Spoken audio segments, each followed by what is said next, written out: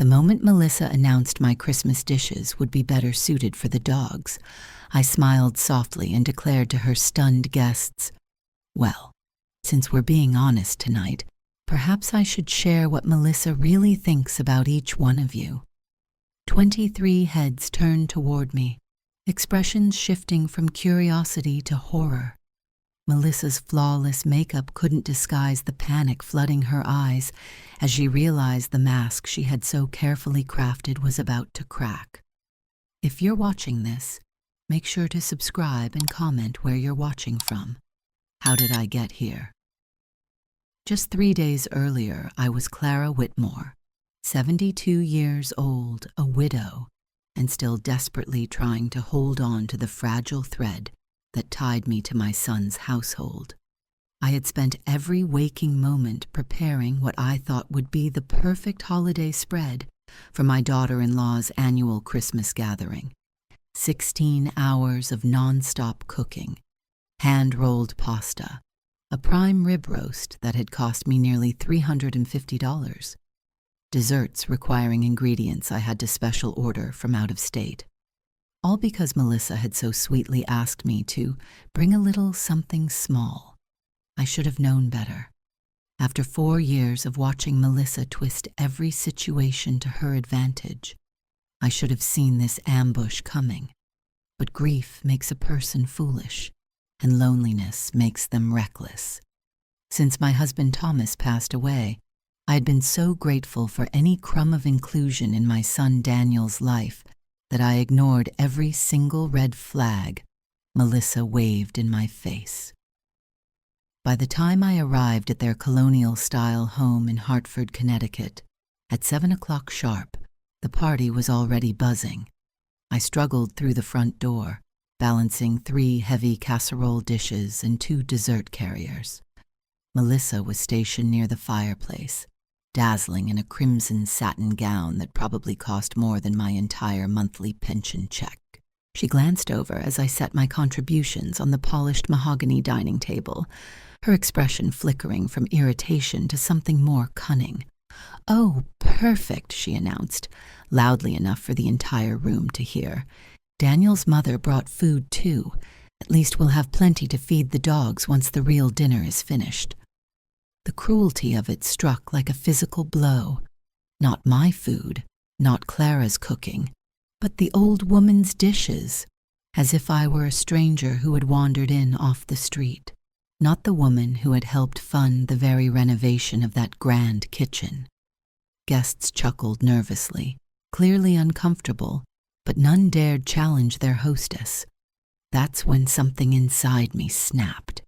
Maybe it was the smug tilt of Melissa's smile, so certain of her power over me. Maybe it was the memory of standing over that hot stove until my ankles swelled, praying she might finally see me as worthy. Or maybe it was the years of swallowed insults that finally demanded repayment. I set down my handbag, straightened my spine, and turned toward Melissa's closest friend, Valerie, a real estate broker who had spent the last hour bragging about her record-breaking home sales. "Valerie," I said clearly, "Melissa told me just last week that you're drowning in debt from that new house and that your husband is on the verge of leaving you because you care more about impressing strangers than taking care of your family." Valerie's wineglass crashed to the hardwood floor. The room froze. Even the Christmas carols playing softly from the speakers seemed to grow quieter. Melissa's complexion shifted from crimson to ghostly pale to sickly green in the space of a few seconds. "Clara, stop," she hissed under her breath. "Oh, I'm only beginning." I turned to Martin, Melissa's tennis partner, who stared at me slack-jawed. "And Martin, Melissa says you have a serious drinking problem. She claims your wife only stays because she's afraid you'll hurt yourself if she leaves. She also mentioned you reek of bourbon before noon and that the entire club gossips about it." Martin's confident grin collapsed. His wife, Sylvia, gripped his arm tightly, her reaction confirming more than words ever could. "Mom, please." Daniel's voice came from behind me, weak, uncertain, but I was past the point of restraint. 4 years of being Melissa's convenient punching bag had built up like steam in a boiler. I turned to Greg and Hannah, the glamorous couple Melissa always invited because they threw the most elaborate soirees in town. Hannah, Melissa thinks your marriage is a performance. She told me Greg has been having an affair with his secretary for nearly 2 years, and that everyone knows, except you. Hannah's perfect composure shattered. And Greg, I continued, my voice steady, almost detached. Melissa says you lost most of your retirement savings on failed investments, and that's why Hannah had to return to work. She laughs about how you pretend to be successful while secretly drowning financially. The room began to crumble before my eyes, couples whispering urgently, guests inching toward the door. Melissa frozen, her carefully built social empire collapsing like a sandcastle in a storm. But I wasn't done. Richard and Pauline, the elderly couple from across the street, tried to retreat quietly when I called their names. Melissa calls you two the ancient bores. She says you only get invited out of pity and that watching you eat makes her nauseous. She's told me she hopes you move into assisted living soon. Pauline's eyes welled with tears. They had been good neighbors for over a decade, always ready to shovel snow from driveways, always willing to watch packages. And this was the thanks they received. "That's enough," Daniel finally shouted, stepping between me and his wife. "Mom, what has gotten into you?" I met my son's eyes, this man I raised to be kind and decent, and saw him poised to defend the woman who had just humiliated his mother in front of an entire room. "What's gotten into me?" My voice cut sharper than I expected. 4 years of watching your wife treat me like garbage while you pretend not to see it. Melissa tried to recover, but her usual poise faltered. Her voice squeaked instead of commanding. Those were private conversations completely taken out of context. "Are they?" I asked sweetly, "because I recall them word for word." Guests scrambled for coats, desperate to flee what felt like a natural disaster. Melissa's prized Christmas gathering, the event she had planned meticulously for months, was imploding in real time. Daniel turned to his wife, his expression that of a man watching his life unravel. "Melissa, is this true? Did you really say these things?" "You can't honestly believe her," Melissa protested. But Dr. Wilson, their family dentist, cleared his throat from the back. "Actually," he admitted reluctantly, "I've heard her say similar things. At the summer barbecue, I thought it was harmless gossip. But now," he shook his head and led his wife toward the exit. One by one, people either left or quietly confirmed my revelations.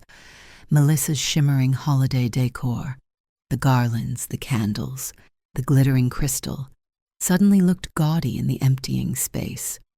Melissa turned back to me, voice rising to a shriek.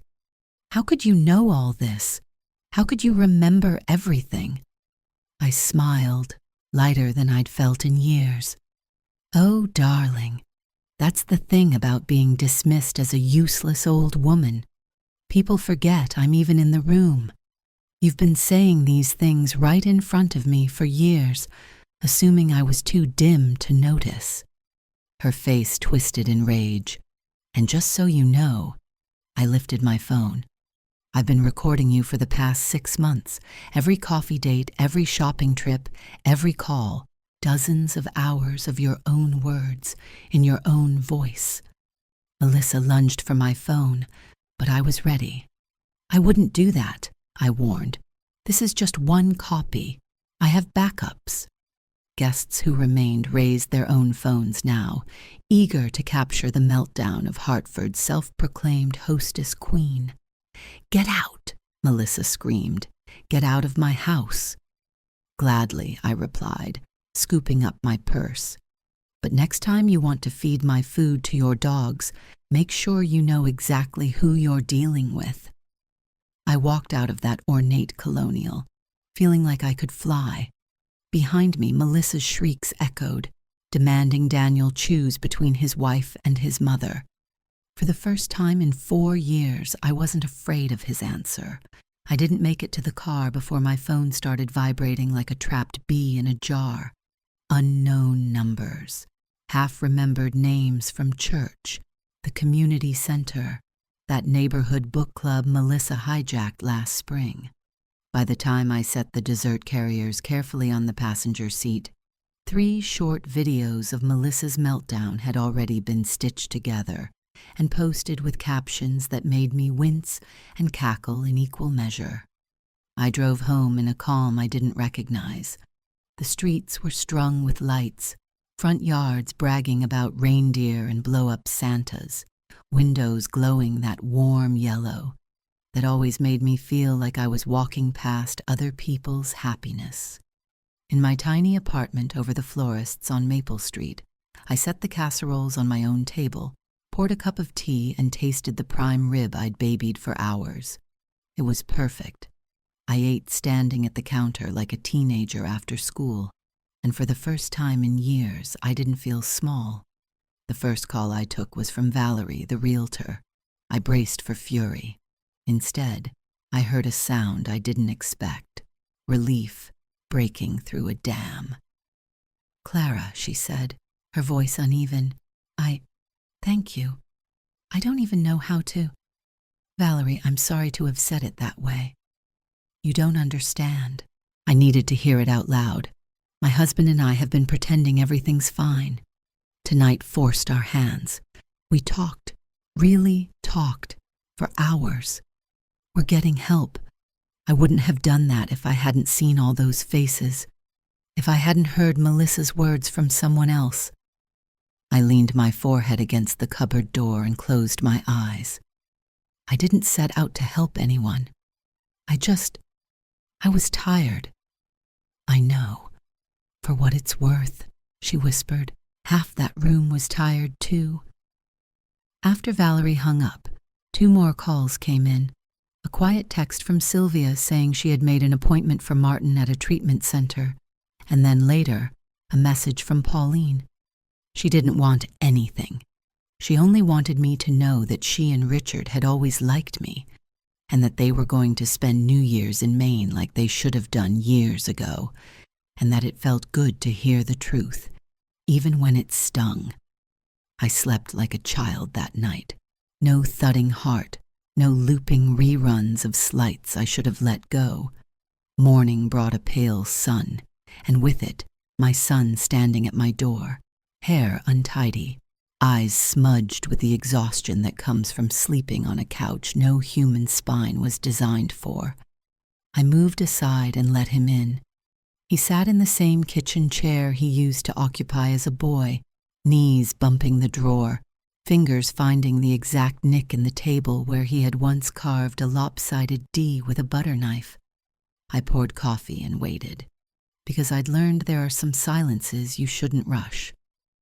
"Mom," he said finally, "you blew up her world." I set the mug down and folded my hands. "I didn't blow up anything, sweetheart. I just tugged a thread.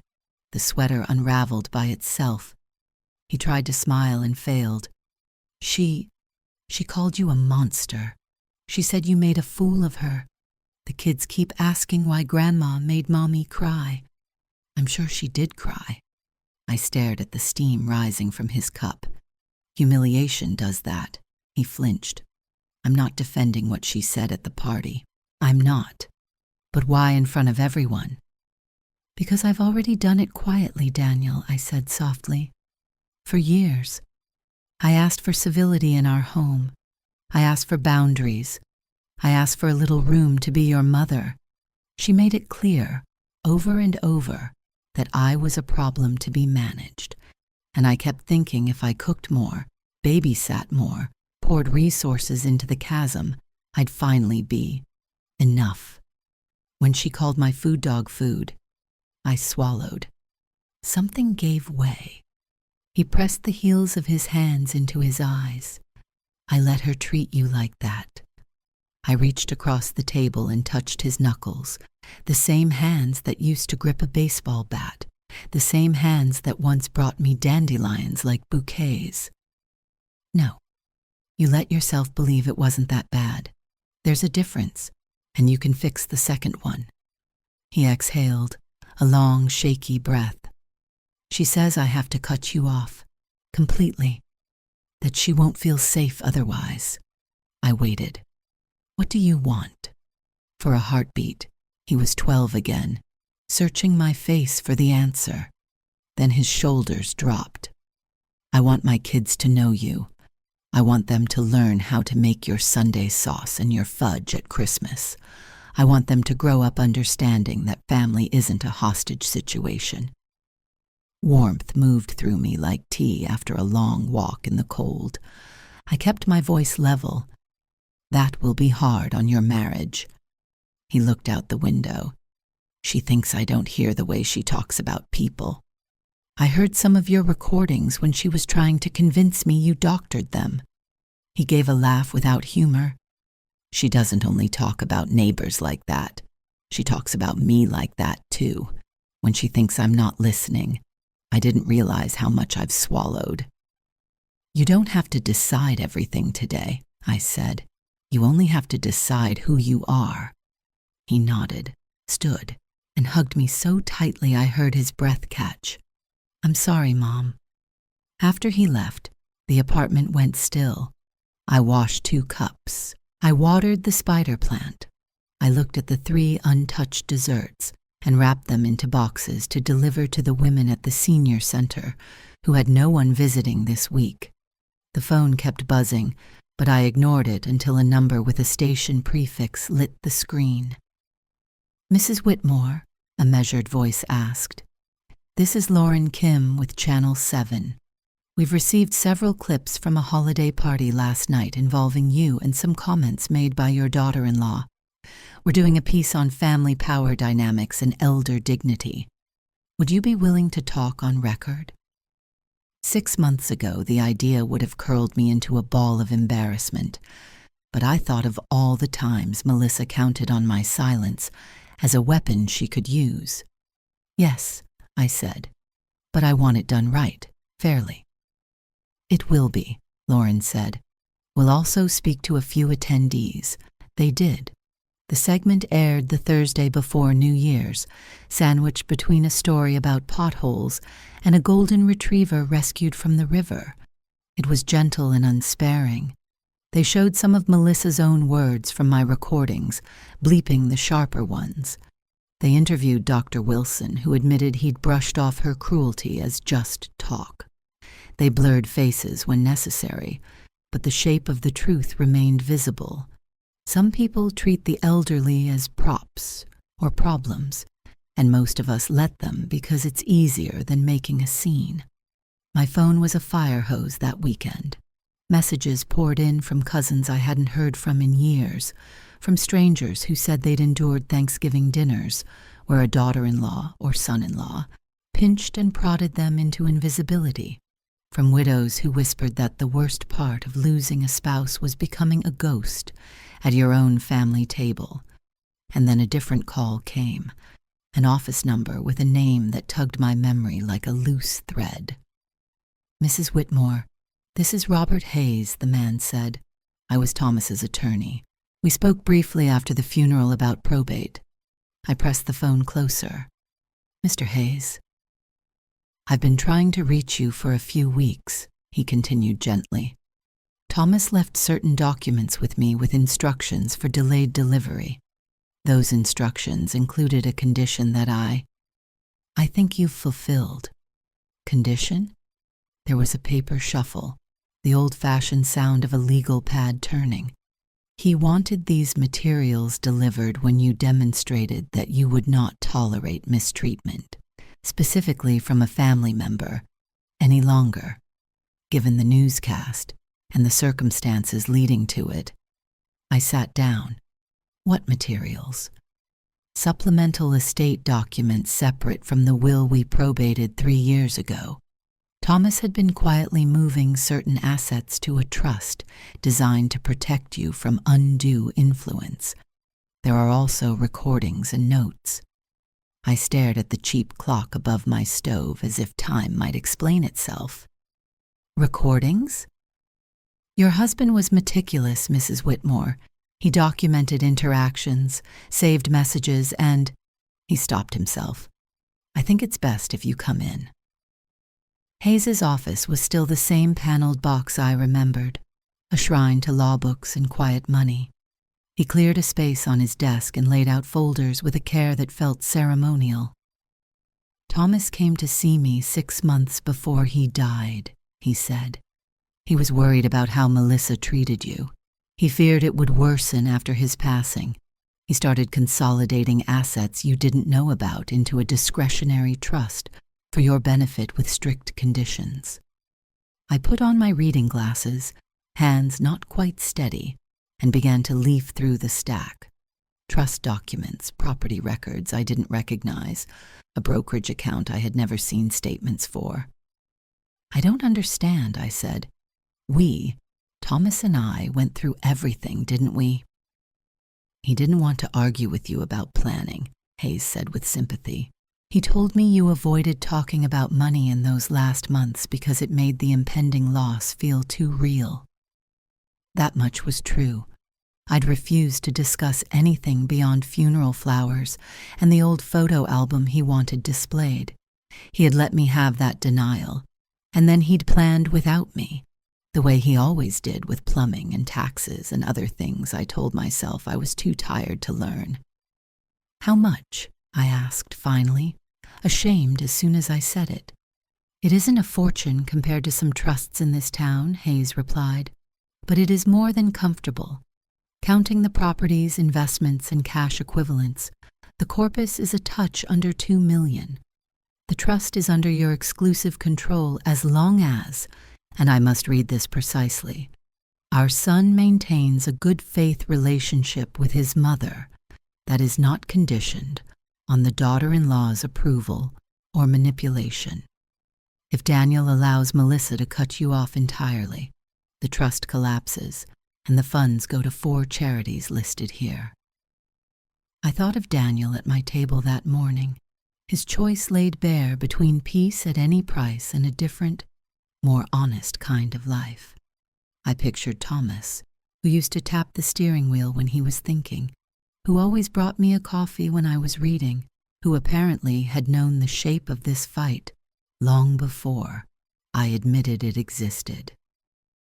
There's more, Hayes said, sliding a slim notebook across the desk. Thomas called it Project Clarity, notes on patterns he observed, when to document, when to keep quiet, when to confront. He gathered guidance from a counselor about personality types who use isolation as leverage. He designed this so that if the time came, you would have both evidence and a plan. I turned the pages. His handwriting, neat, decisive, marched down the lines. Bulleted lists, dates, things Melissa had said or done when she thought no one was paying attention. Recommendations from an elder law advocate Thomas had met with. Do not confront when alone. Keep duplicates off-site. Do not let them gaslight you about your memory. Write it down. Your husband loved you, Hayes said simply. He wanted to make you hard to break. I walked out into the brittle winter afternoon and stood on the steps with the folders hugged to my chest. Cars slid by on the salted street. Someone laughed down the block. I felt grief as something new, less like a fog and more like a knife, sharpened for utility. Thomas had seen it all. He had believed me before I believed myself.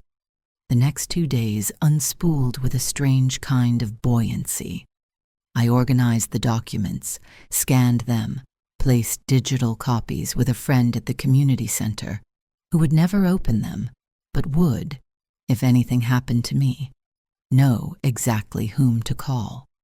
I made a list of to-dos, update my will, add a medical directive, set up alerts on the accounts so I would see any attempts to access them. I bought a small fireproof safe and, for the first time since Thomas died, slept with my back soft instead of braced. War came in the form of a knock on the third morning. The postal worker's breath fogged in the hallway. He held a certified letter like a hot potato. "Mrs. Whitmore, need your signature." The envelope was thick and scented faintly of expensive toner. A cease and desist, typed in that officious font that tries to scare you into shrinking. I sat at my table, glasses on, and read phrases like malicious defamation, intentional infliction of emotional distress, and ongoing campaign of harassment. Melissa's name leaped off the page like a gnat you can't swat. I laughed. I couldn't help it, an honest bark of disbelief and something like delight. After years of her snide guerrilla warfare, she'd finally picked a battlefield with rules. The call from Daniel came not long after. "Mom, tell me you're not going to escalate. Please." "What situation would that be, honey?" "She hired a lawyer," he said, voice frayed. "She says she has to protect herself. She's talking about a lawsuit for damages to her reputation. She's saying you've been trying to destroy her for months." I looked at Thomas's notebook on the counter, at the tidy stacks of evidence he'd gathered, screen-captured posts before she deleted them, logs of threats, whispers captured by happenstance on the shared voicemail when she forgot to hang up. I thought of the way she grabbed for my phone at the party, the way a wolf bares its teeth when its tricks stop working. "Well," I said, stirring my tea, "that's interesting, because I've been doing a little consulting of my own." He went quiet. "What does that mean?" "It means your wife brought a stick to a gunfight." The next morning, I called Robert Hayes and asked for a referral to a litigator who understood elder abuse and harassment. He sent me to Andrea Kaplan, a compact woman with watchful eyes who did not waste adjectives. Her office walls held framed newspaper clippings in which bullies learned what happens when they try to weaponize the legal system against the people they've been tormenting. Andrea read Melissa's letter twice, set it down like something unremarkable, and then asked to see the materials Hayes had given me. We spent 3 hours reviewing Thomas's files. We added my recordings, my journal entries, text messages from neighbors, the letter from the TV station confirming interview dates. We pulled both the sharp and the boring threads until a larger fabric appeared. "She made a mistake," Andrea said finally. "By alleging that you've harassed her, she's opened the door for us to bring in evidence of her pattern against you and others. We'll file a counterclaim, harassment, intentional infliction of emotional distress, and elder abuse. We'll request a restraining order, and more importantly, we'll petition for family counseling with a court-appointed professional. She's been operating in shadows. Courtrooms turn on lights." I exhaled the breath I didn't realize I'd been holding. "Do we have enough?" She lifted a brow. "We have more than enough." By Thursday, Melissa had our response. Pages and pages of dry, precise language that translated to, "We see you, we can prove it, and the court will too." The filing included a motion asking that she be temporarily barred from taking the children across state lines until evaluations were complete. We did not ask for everything we eventually wanted. We asked for what was reasonable, strategic, hard to argue against without revealing what you really are. That evening, Daniel called, the words tripping over each other. "She says she's leaving. She says she'll take the kids to her mother's if this goes on, and then maybe to Canada, and I'll never see them again." I felt the old panic knock on my ribs and then pass by, as if it understood it no longer lived here. "There's something you need to see," I said. "Your father left us a map." In his office the next morning, under fluorescent lights that make everyone look a little guilty. I set the briefcase on Daniel's desk and opened it.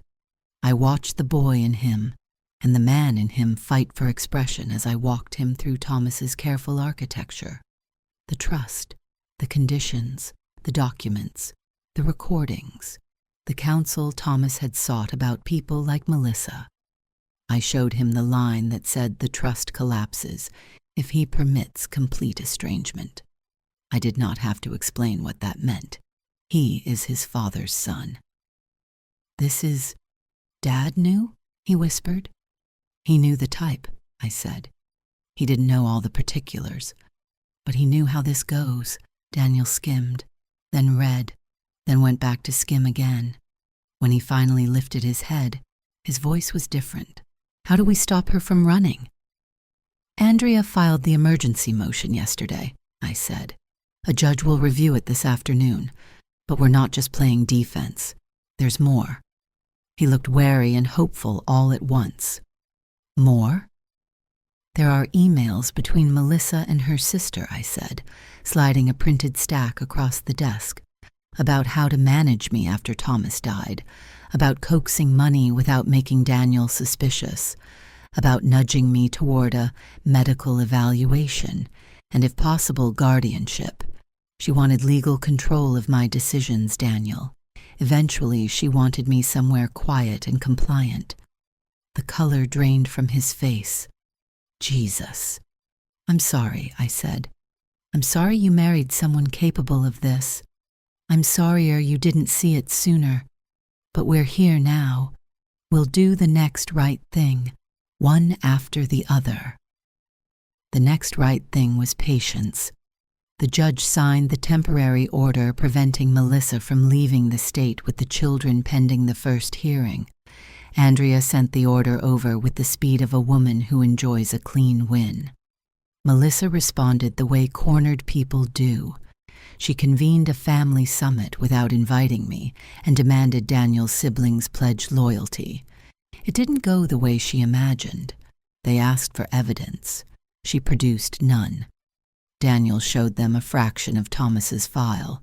Neutrality shifted. That night, he called to tell me that Melissa had approached his sister last year to see if she would support an incompetency claim for me. "She said you were repeating yourself, forgetting things. She wanted Jennifer to start making notes." His voice went thin. "She's been building this for months." "I know," I said. "Your father knew too. He left me a list of symptoms to watch for. Not in myself, but in the person who'd try to convince a court I had them." Andrea called the following afternoon. "Her first lawyer just withdrew," she said, satisfaction tucked discreetly under the professionalism. "He took one look at the pattern and decided he wasn't interested in being on the wrong side of the transcript. She'll scramble. Any competent replacement will push for settlement." Which is exactly what happened. Daniel arrived at my apartment with that look people get when they're tired of being embarrassed. "She wants to talk terms," he said. Andrea's conference room smelled faintly of lemon cleaner and ink. Melissa arrived with a new lawyer who looked like he had recently learned where the restrooms were. She looked different, less lacquered, more human, as if sleep had broken up with her. Andrea didn't bother with small talk. "We're listening." Melissa's lawyer spoke first. "My client is prepared to apologize, to attend counseling, and to request mutual non-disclosure regarding private family matters in exchange for the dismissal of your claims." Andrea's smile had the warmth of an ice cube. "No." Melissa's composure cracked. "What do you want from me?" she burst out. "I've lost friends. My reputation is in tatters. My husband hates me. You're trying to take my children." I looked at her, and to my surprise felt less rage than sorrow. "I want you to understand that what you do to people has consequences. I want you to stop, and I want structures that keep you from ever isolating me again." "What structures?" she snapped. Andrea slid a draft agreement across the table. "A schedule for contact with the grandchildren, initially supervised by a court-approved third party, mandatory therapy with someone who understands coercive control, financial transparency about any funds solicited from or offered by Mrs. Whitmore, and a no-harassment order that includes family members. Melissa's lawyer skimmed, whispered frantically. I saw the moment she realized the hole she was in had floors beneath it. "This is ridiculous," she said, but the force had gone out of her voice. "You're welcome to litigate," Andrea said pleasantly. "The record will be public.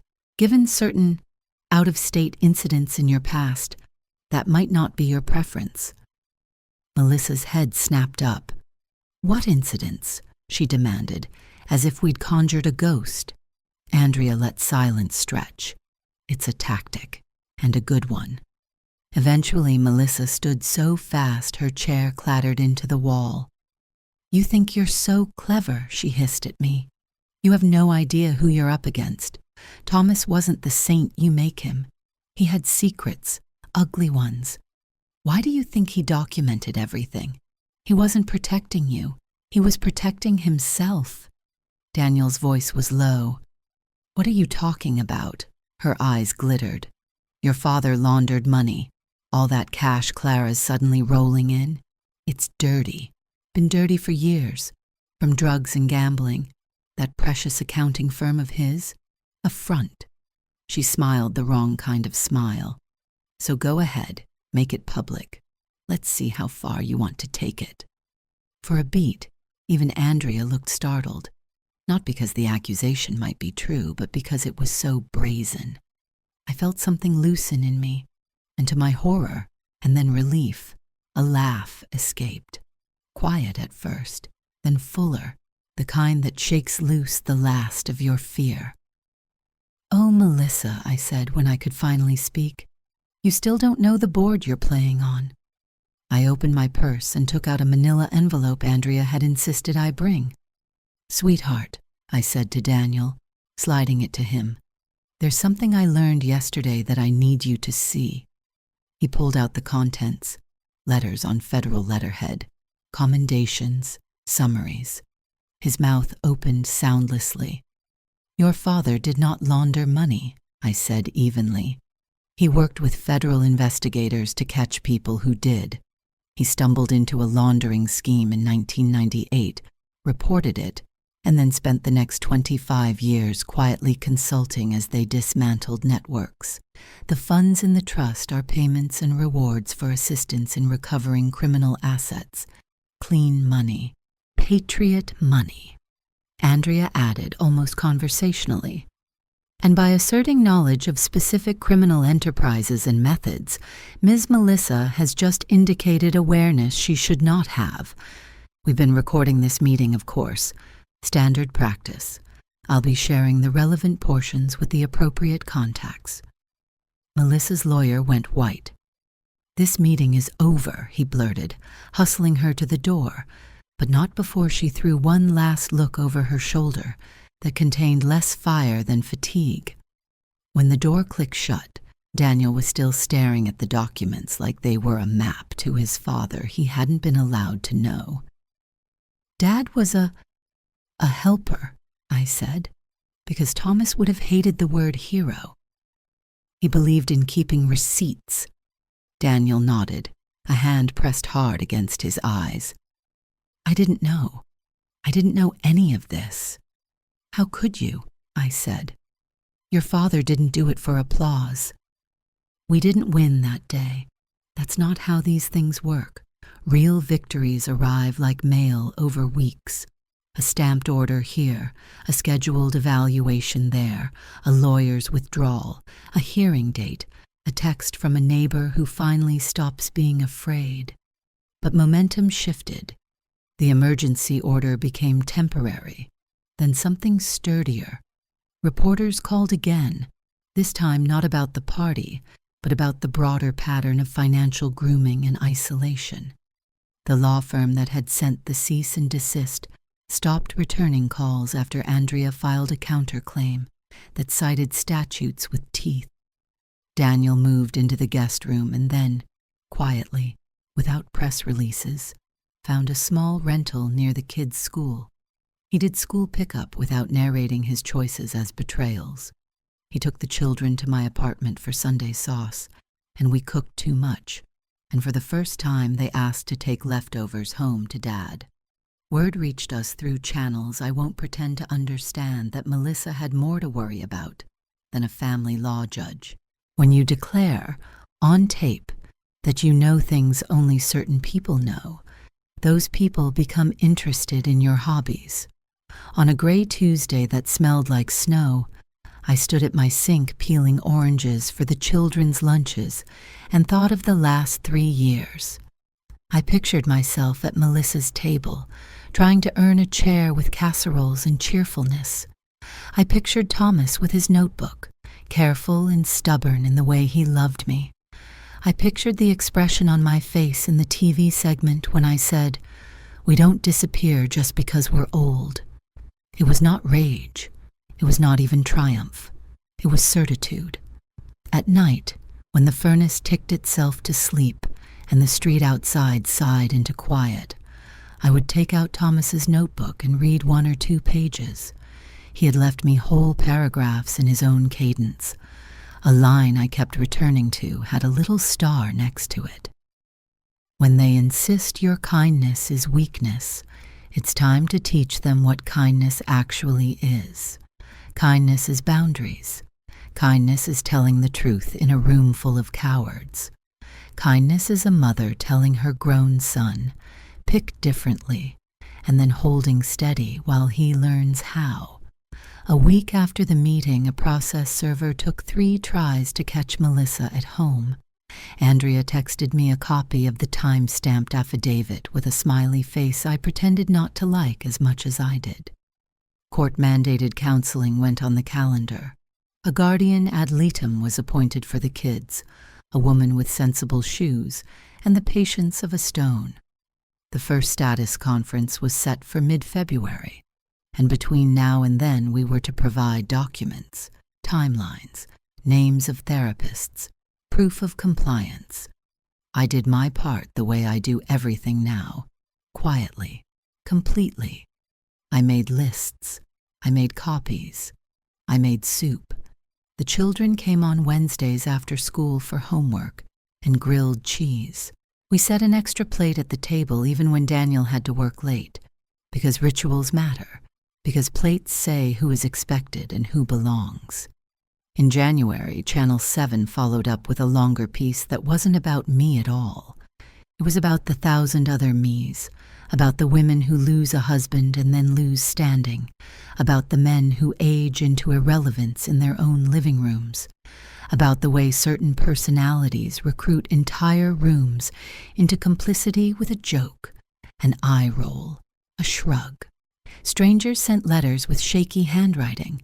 Some enclosed photos, grandchildren in Halloween costumes, a husband by a bass boat, a house with peeling paint and a geranium. I wrote back to as many as I could. It felt like stitching, small, even practical. On a Friday, the mail brought a glossy brochure for a nonprofit seminar on preventing financial exploitation of older adults. I stared at the trifold lying on my table, at the stock photo of a smiling silver-haired woman, and thought, I could do that better. Not the smiling, the teaching, the telling, the part where we stop pretending this only happens to other people. I don't know if I became brave or just ran out of patience, but I called the number at the bottom of the brochure and said I wanted to volunteer. The woman on the other end sounded delighted and then startled when I described my situation. We've been looking for speakers who can talk about family dynamics, she said. Most of our materials are about scams by strangers. We don't have enough about the people sitting at your table. Those are the hardest ones, I said. They are, she agreed softly. Would you be willing to share your story? Yes, I said, and the word landed like a stone in a jar, solid, satisfying, a beginning. On Sunday night, Daniel texted a photo. The kids at my table, their heads tipped together over a math worksheet, the plate of sliced oranges between them. Underneath, he'd written, "Thank you. I made hot chocolate for no one and sat at my window, watching the town sweep toward bedtime, porch lights blinking off, a last dog being walked, the florist across the street turning his sign to closed. I thought of Melissa's face when the room stopped fearing her. I thought of Thomas's careful star next to that one sentence. I thought of all the years I mistook quiet for safety. There is a different kind of quiet, the kind you carry like a tool. I washed my cup and set it in the rack. I checked the locks. I turned off the light over the stove. In the bedroom, I pulled the quilt to my chin and didn't rehearse arguments or apologies or creative ways to make myself smaller. In the morning, I would drive to Andrea's office to sign a few more forms. We would talk settlement possibilities without giving an inch of the essentials. We would prepare for the status conference. We would continue. And if, on the way, I drove an extra block to pass by the Colonial, with the perfect wreaths and the expensive garlands and the windows that glow that honeyed light, I would do it not to torment myself, but to remind myself. I walked out. I can walk anywhere now. 6 weeks later, the first formal hearing opened in a courthouse that smelled faintly of disinfectant and old paper. The benches creaked with every shift of weight. I sat beside Andrea at the long oak table, hands folded, watching Melissa fidget across from me. She wore navy instead of her usual reds, her hair pulled back too tightly, makeup layered thick over sleepless eyes. Daniel sat behind me, not beside her, and that single placement sent its own kind of message. The judge was brisk, uninterested in theatrics. He reviewed the emergency orders, noted the restraining boundaries, and then invited each attorney to summarize. Andrea's voice was steady, her cadence designed for transcripts. This is a matter of persistent harassment directed at my client, an elderly widow, by her daughter-in-law, culminating in alienation, intimidation, and threats of estrangement from her grandchildren. She outlined the recordings, the documents, the corroboration from neighbors and professionals. She did not raise her voice once, and still every word seemed to strike, like a hammer on stone. Melissa's lawyer tried to counter with claims of exaggeration, of bitterness, of a mother-in-law who couldn't accept her son's independence. But when the judge asked for supporting exhibits, all he had were character statements written hastily by two of Melissa's friends, both of whom had already been mentioned in the TV interview as having distanced themselves. The judge raised an eyebrow and moved on. The hearing ended not with fireworks, but with a list of directives. Counseling to begin within 2 weeks, continued restriction on removing the children from the state, mandatory disclosure of certain financial activities Melissa had engaged in. Each order was like a brick, laid carefully, forming something solid where there had once been only fog and fear. Outside the courthouse, cameras hovered. Andrea waved them off with practiced ease, but one young reporter managed to squeeze close enough to ask, "Mrs. Whitmore, how does it feel to have your story set precedent?" I paused, then answered simply, "It feels like sunlight after a long winter." That quote ran in the paper the next morning above a photo of me in my sensible coat, looking both older and sturdier than I expected. Back at my apartment, the children's drawings had begun to cover the refrigerator door. Lopsided snowmen, a bright red cardinal, a stick figure family where Grandma was drawn larger than anyone else. They came twice a week now, sometimes with Daniel, sometimes just dropped off for an afternoon when Melissa was required to attend sessions she despised. At first, they were quiet, hesitant, eyes flicking as if loyalty itself were a fragile plate they might drop. But gradually they loosened, spilling stories, laughing over board games, asking to learn the recipes their father had once helped stir. One evening, as we rolled out dough, my granddaughter asked, "Grandma, why don't you come to our house anymore?" I measured my answer carefully. Sometimes grown-ups have to work out problems before it feels good to be in the same space, but you and your brother will always have me. She nodded with the untroubled trust of a child and returned to sprinkling flour across the counter like snow. Meanwhile, the investigation that had begun quietly after Melissa's outburst in Andrea's office gathered speed. Federal agents had indeed been tracking patterns of elder financial exploitation across several states, and Melissa's name surfaced in more than one report. They visited Andrea's office, requested access to recordings, and took statements from several of the neighbors. I gave my own deposition in a windowless room with a tape recorder, speaking clearly, describing incidents I had once swallowed as normal. Saying them aloud, under oath, I realized just how corrosive the years had been. News reached us in pieces. A subpoena here, a search there. Andrea kept me informed without overwhelming me, always reminding me that our family case would move forward regardless of the federal one. "But," she added with a glint in her eye, "it doesn't hurt that outside eyes are seeing the same pattern." Melissa, for her part, oscillated between defiance and desperation. At counseling sessions, she reportedly crossed her arms and refused to engage, but in late-night messages to Daniel, she begged for reconciliation, promising change if only he would withdraw the filings. He showed me one such message, his phone heavy in his palm. "She doesn't even believe she's wrong," he whispered. "She just believes she got caught." Through it all, Thomas's notebook stayed by my bed. Some nights I read a page and felt him near, his tidy handwriting an anchor. One note in particular became my compass. "They will try to convince you that truth is cruelty. Remember, silence in the face of cruelty is complicity." I clung to that when the doubts crept in, when I wondered if speaking up had truly salvaged anything, or only set fire to rubble. By spring, the tide had shifted more visibly.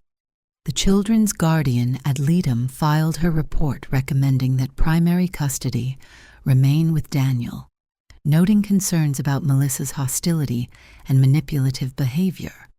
The judge accepted the recommendation provisionally, extending the temporary orders. Melissa's lawyer argued, blustered, filed motions that fizzled. Each failure seemed to etch another line of exhaustion across her face. Then came the day federal agents knocked not at my door, but hers. Word spread fast in our town. News vans idled outside her driveway. Neighbors peeked from behind curtains. The charges, financial fraud, elder exploitation in multiple states, landed with the weight of inevitability. Melissa was arraigned, her bond conditions severe, her once carefully managed image shattered beyond repair. I did not gloat. Instead, I sat at my table with a cup of chamomile tea, thinking of all the women whose names I'd never know, who had signed checks under pressure, who had handed over heirlooms in hopes of peace, who had been told they were forgetful until they believed it.